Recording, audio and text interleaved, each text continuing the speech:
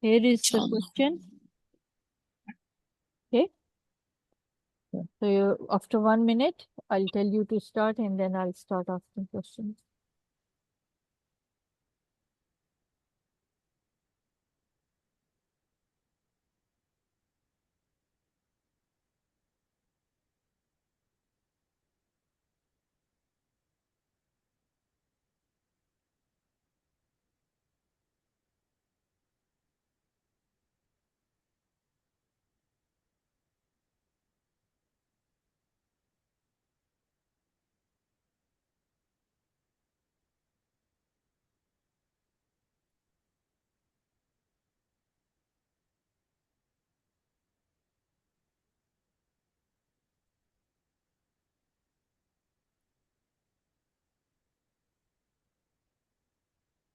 Right, so if you have read and understood, considering it critical care scenario, please tell Okay. me how would you manage this patient now?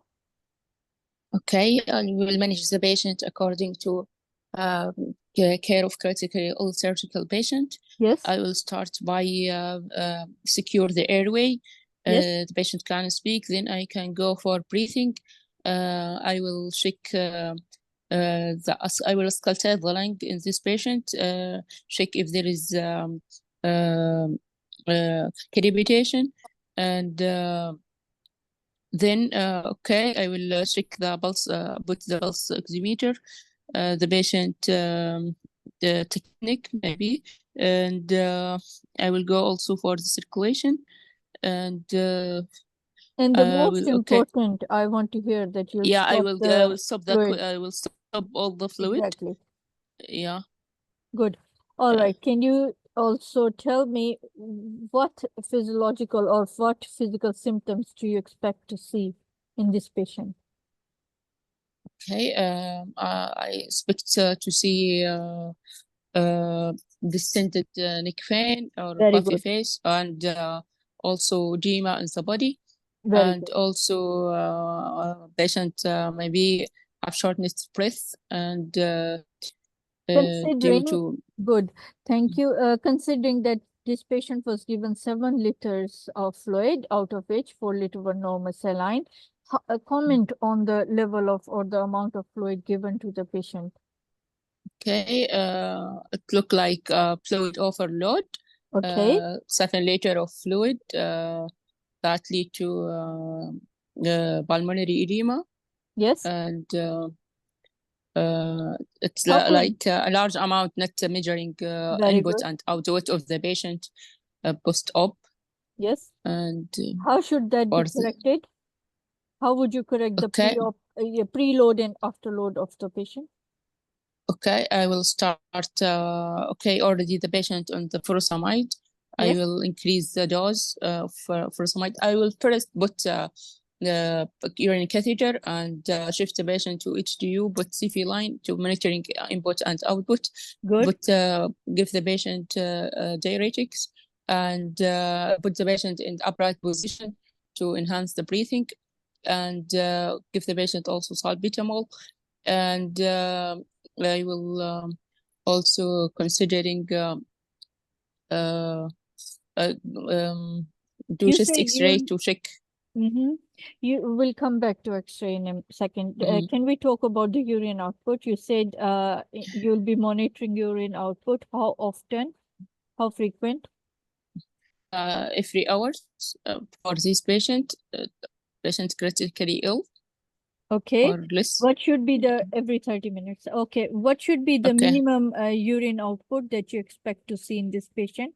0.5 ml per kilogram per hour All right, at good. least. What would you consider or when would you consider if patient is oligouric? Okay, if in 1 hour less than 0.5 or at 1 hour less than 50 ml. Considering patient is post-op?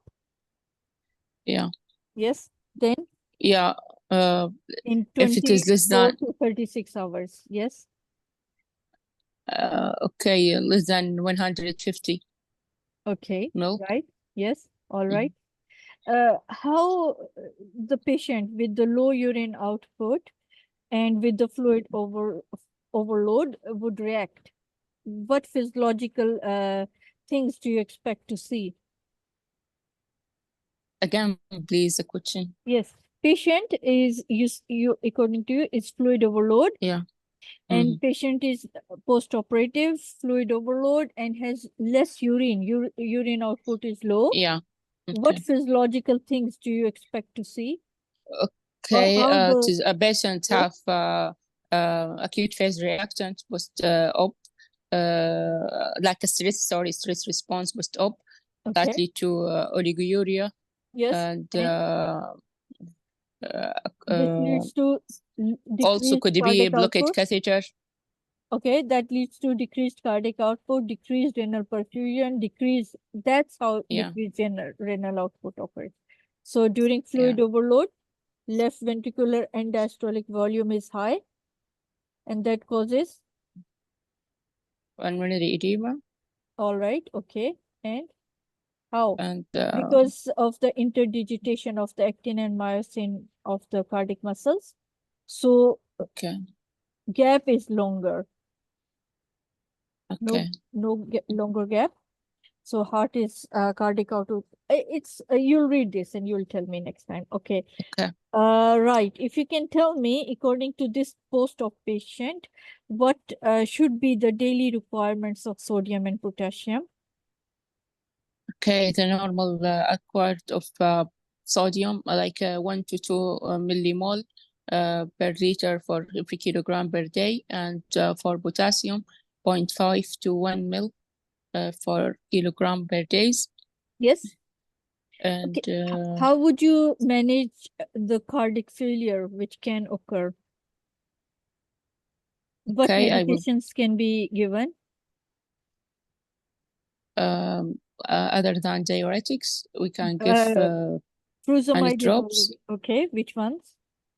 Norepinephrine, noradrenaline, sorry. Why won't you give dobutamine?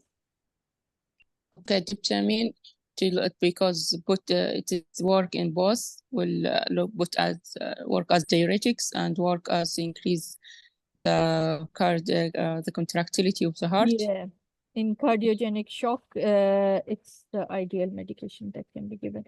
Okay, if we can talk about the chest X-ray, you've done the chest X-ray.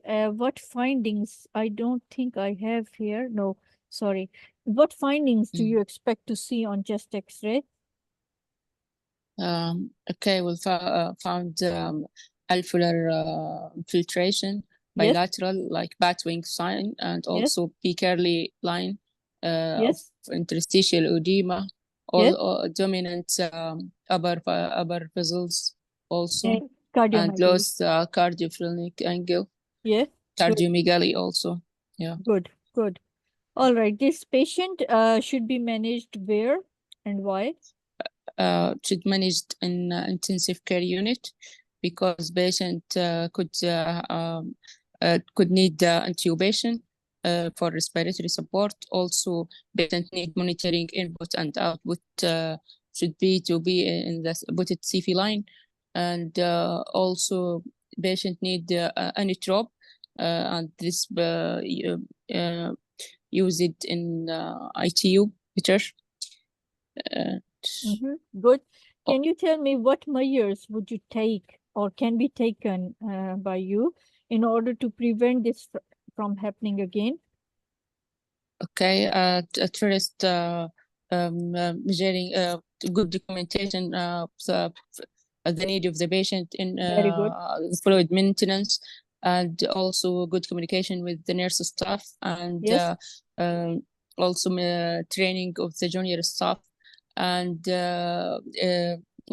also report this case for improvement the next time, and close monitoring the patient, and for a fluid chart monitoring hourly. Yes, and one thing you've already said, insertion of CVP line, central venous lines, and urinary catheter. Very good. Okay. Yes. Right. Good. Thank you. I didn't think so.